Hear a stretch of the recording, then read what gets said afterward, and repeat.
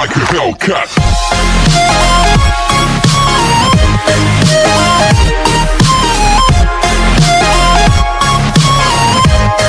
Part 6 में हम देखते हैं कि यूरिता पार्क के फेस पे लगी चोट को खुद ब खुद रिकवर होता हुआ देख काफी ज्यादा शॉक हो जाती है, जिस बात का जब जैसे पार्क को भी एहसास होता है तो वो तुरंत ही अपने फेस पर हाथ रख वहाँ से जाने लगता है। बट यूरिता उसे जाने नहीं देती, ये बोलकर कि कट काफ़ी गहरा है इसलिए प्लीज़ मुझे देखने दो। पर पार्क उसे जैसे तैसे अपना पीछा छुड़वाकर वहाँ से चला जाता है एंड अपने ऑफिस में आकर सभी विंडो को बंद कर अपने फेस की चोट को देखता है जो कि ऑलरेडी रिकवर हो चुकी थी। एंड वहीं बाहर यूरिता, जिसको अब पार्क पर शक हो चुका था, वो उसे गेट ओपन करने के लिए बोलती है ताकि अंदर आकर चोट को ठीक करने के बहाने उसे सही से देख सके। पर पार्क उसे मना कर देता है और अपने फेस को छुपाते हुए बाहर आकर उससे कहता है कि मैं ठीक हूँ इसलिए प्लीज़ तुम यहाँ से जाओ, और फिर अपने ऑफिस के डोर को फिर से लॉक कर लेता है। और वही नेक्स्ट सीन में जिन्ही मिस हैरी से कहता है कि क्या तुम्हें पता नहीं था कि ये सीरम अल्कोहल पीने वालों के लिए कितना खराब है, जिस पर मिस हैरी कहती है कि माफ़ करना पर मुझे इस बारे में कुछ नहीं पता था और साथ ही रिपोर्ट में भी इस बारे में कुछ नहीं लिखा है। जिस पर जिन्ही कहता है कि ठीक है मगर अब कल तक इससे छुटकारा पा लेना।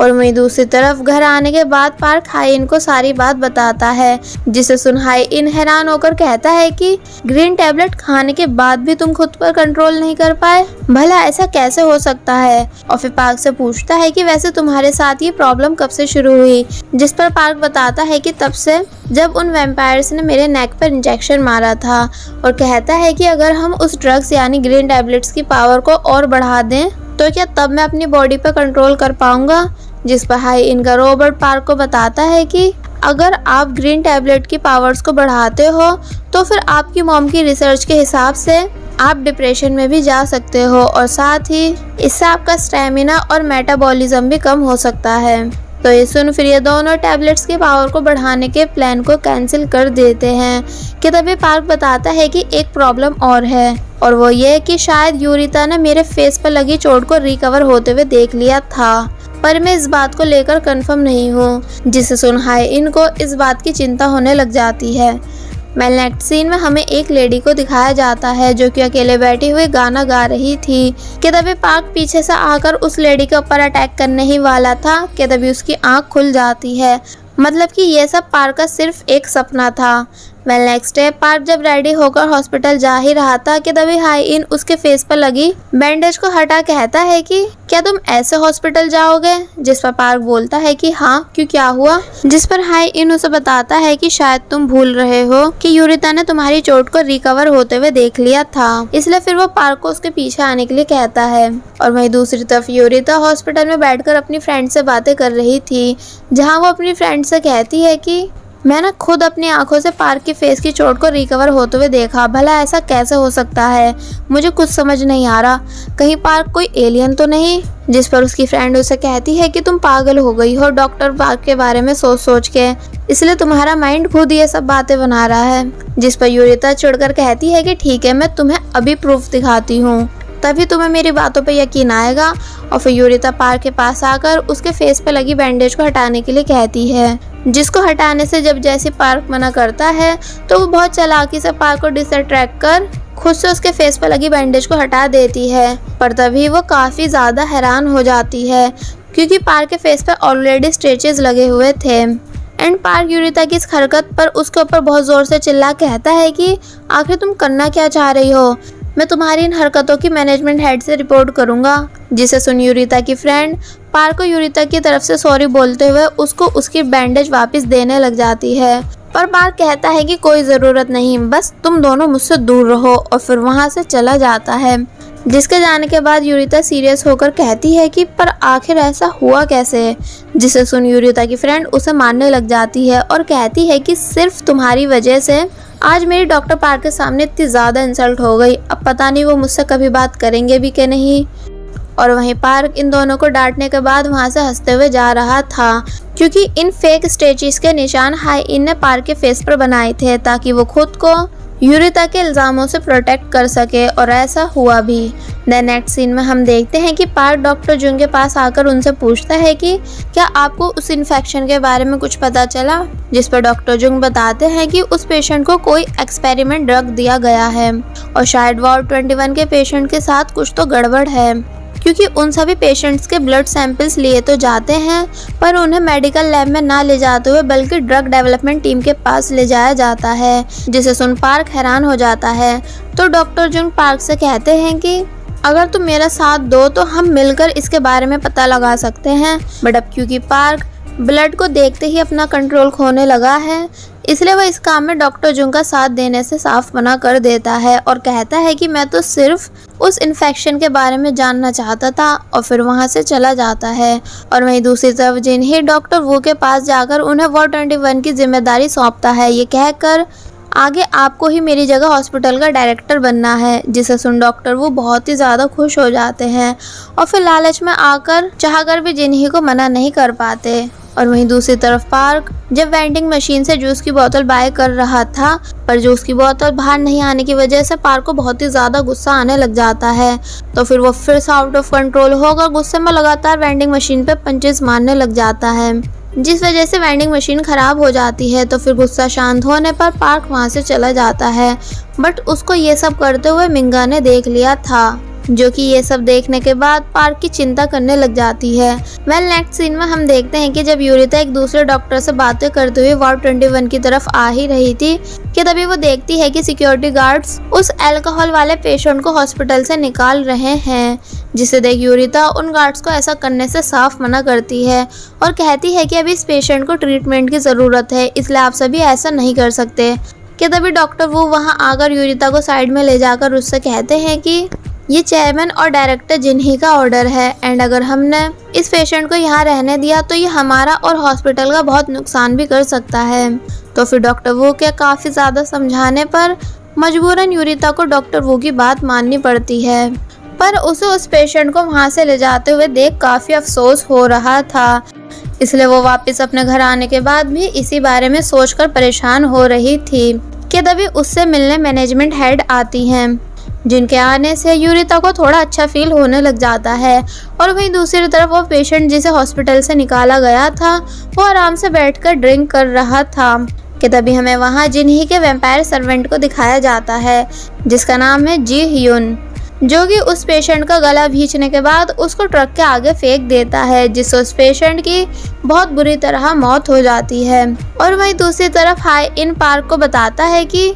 मैंने तुम्हारे ब्लड का टेस्ट किया और रिजल्ट ये है कि जब तक तुम खुद पर कंट्रोल नहीं कर पाते तब तक तुम्हारा ऑपरेशन करना सही नहीं, जिस बात के लिए पार्क भी मान जाता है। तो फिर हाई इन पार्क से कहता है कि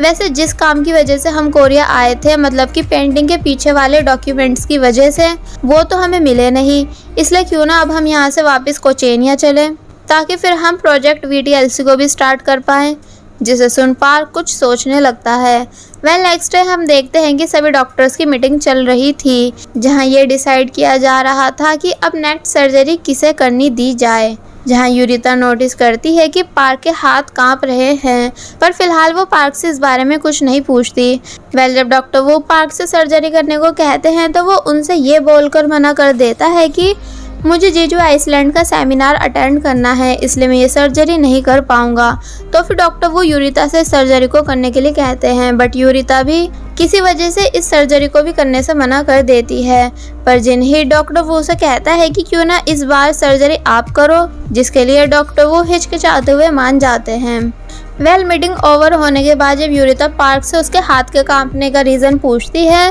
पर वो उसे कुछ नहीं बताता और वहाँ से चला जाता है। जिसके जाने के बाद जब यूरिता वेंडिंग मशीन के पास आती है तो उसको ख़राब देख सोचने लग जाती है कि कहीं ये पार्क नहीं तो नहीं किया, क्योंकि सर्जरी के दौरान भी उसके हाथ कांप रहे थे और आज मीटिंग में भी। इसलिए वो पार्क के पास आकर उससे कहती है कि मैं भी जेजू आइसलैंड के सेमिनार में जाऊंगी, इसलिए हम दोनों साथ में ही चलेंगे। जिसे सुन पार्क जब जैसी यूरिता को उसके साथ जाने से मना करने ही वाला था, बट यूरिता उसकी सुने बगैर ही वहाँ से चली जाती है, जिसकी ये सब हरकतें देख पार्क हल्की सी स्माइल देता है। वेल नेक्स्ट डे हम देखते हैं कि पार्क और यूरिता साथ में एयरपोर्ट पहुँचते हैं और फिर सेमिनार में पहुंचने के बाद यूरिता पार्क से कहती है कि मैं जानती हूँ कि तुम्हें यहाँ कोई नहीं जानता, पर इसका मतलब ये नहीं कि तुम यहाँ अकेले रहोगे। बट यूरिता जो सोचती है वैसा कुछ नहीं होता। मतलब कि सेमिनार में बस कुछ लोग ही यूरिता को जानते थे एंड पार्क को सेमिनार में आए हुए टोटली सभी लोग जानते थे, क्योंकि जैसा कि मैंने आपको स्टार्टिंग में बताया था कि पार्क एक फेमस सर्जन है,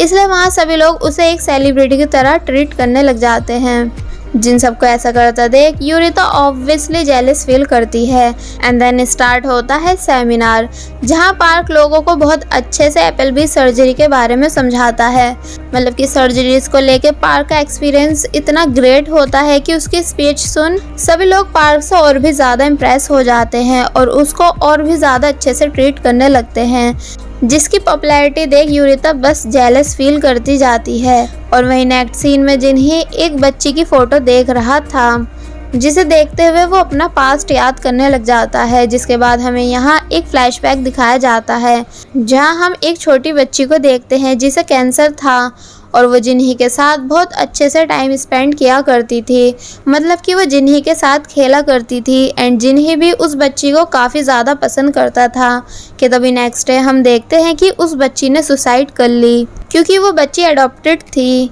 जिसके हॉस्पिटल का बिल उसके पेरेंट्स नहीं भर पा रहे थे, इसलिए डिप्रेशन में आकर उस बच्ची ने सुसाइड कर ली।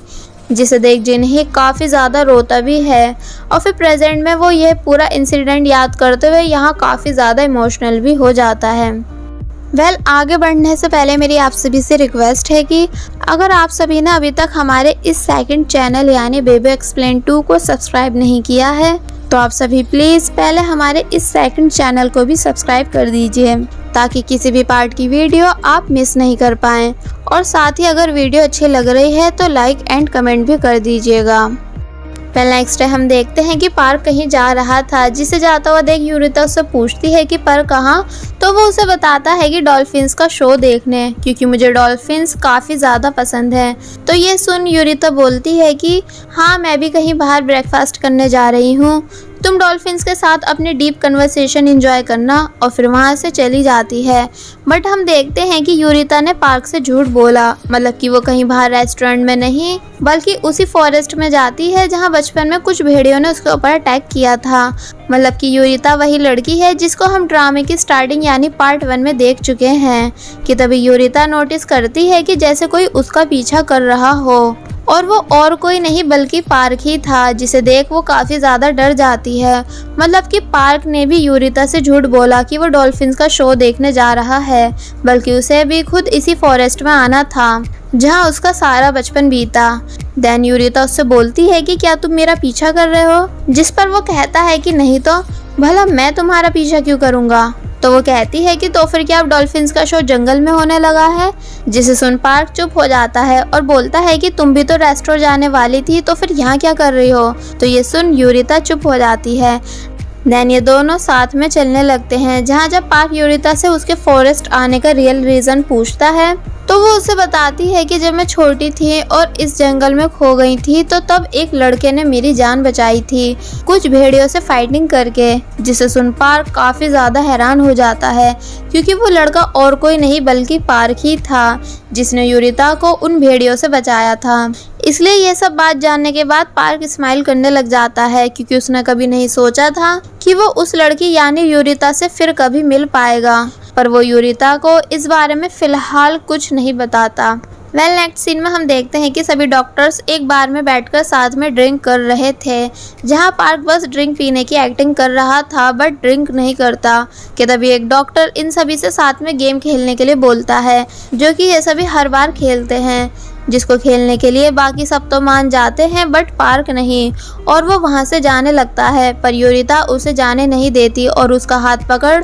उसको वापस बिठा लेती है। जिसके बाद स्टार्ट होता है इन सभी का एक यूनिक गेम, जो कि ऑनेस्टली क्या था मुझे बिल्कुल समझ नहीं आता, क्योंकि ये सभी इसमें बस अप डाउन कर रहे थे, जहाँ पार्क को भी बिल्कुल कुछ समझ नहीं आता और वो बस सबको देखकर गेम खेलने की कोशिश कर रहा था। पर इस गेम में हर बार यूरिता हारे जा रही थी, जिस वजह से उसे एज ए पनिशमेंट काफ़ी सारे शॉट्स भी पीने पड़ते हैं। इसलिए जब यूरिता फिर से हारती है, तो एक लड़की यूरिता के बदले पार्क को उसकी ड्रिंक पीने के लिए कहती है, जिसे सुन सभी लोग भी पार्क से इस बात को करने की जिद करने लग जाते हैं। एंड यूरिता भी पार्क को अपनी ड्रिंक देती है, बट पार्क यूरिता के बदले ड्रिंक को पीने से साफ मना कर देता है, ये बोलकर कि मैं नहीं पी सकता क्योंकि मुझे अल्कोहल से एलर्जी है। जिसे सुन सभी लोग चुप हो जाते हैं एंड यूरिता खुद से चिढ़कर उस ड्रिंक को पी जाती है। जिसके बाद आफ्टर पार्टी हम देखते हैं कि यूरिता बहुत बुरी तरह ड्रंक हो चुकी है और वो डायरेक्ट पार्क के पास आकर बैठ जाती है,